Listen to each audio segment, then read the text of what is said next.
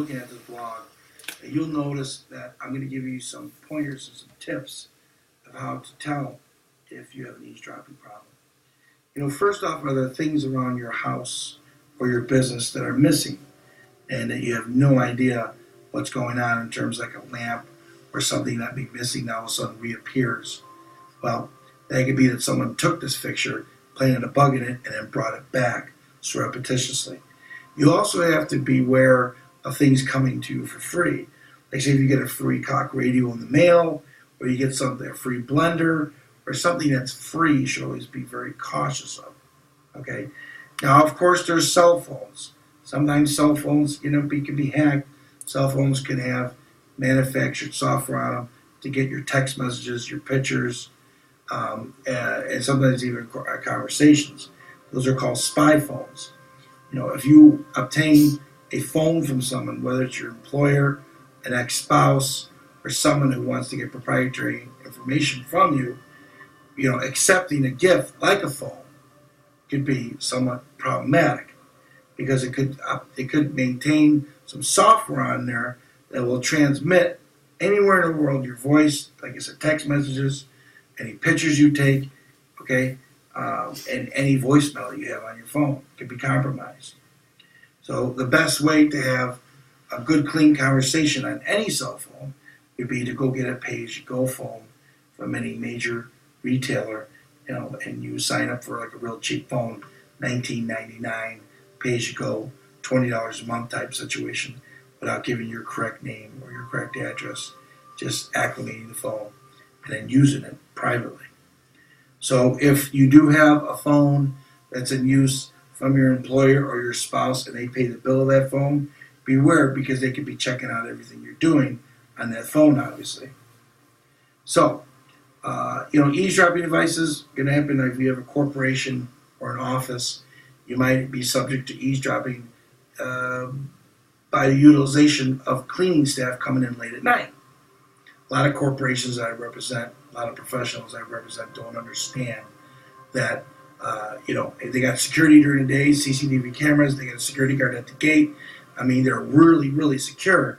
But at 4 o'clock in the morning, who's cleaning our offices? A lot of times in consultation, I ask my clients, what's the name of the cleaning staff or the cleaning company that cleans your office at night? The ones who have a key card, they can pass all the security when everybody's gone. They can't even run their name. They have no idea. These people could be former convicts, criminals, who knows who they are. If a stranger in a blank land rolls up, gives some guy $500 and says, listen, all week long I want you to change the battery in this little eavesdropping device in the executive's office. Do you think he or she will take the money and do it? Chances are yes. Because I know that because I've tested them before. And I caught a lot of cleaning companies that would take the bait in doing that. Call it dirty pool, I call it clean security. And knowing is the best thing.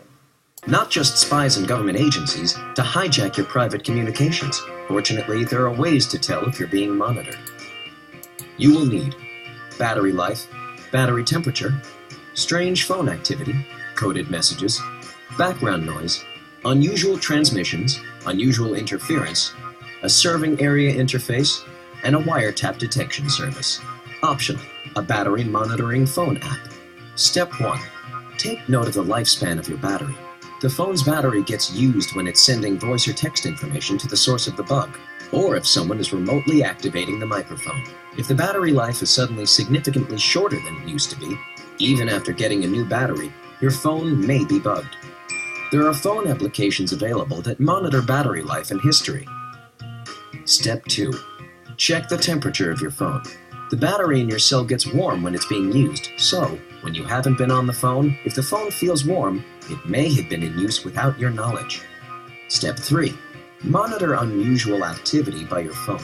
If your phone suddenly starts turning on and off by itself, has difficulty shutting down, or won't shut down at all, it may be subject to unauthorized use. Step 4.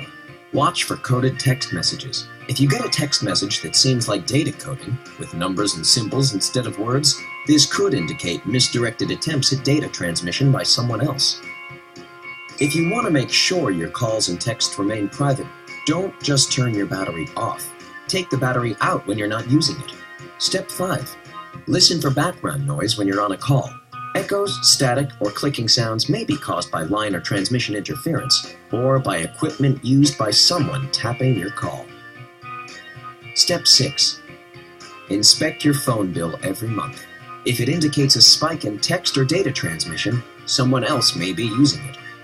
Step 7. Watch nearby electronic equipment.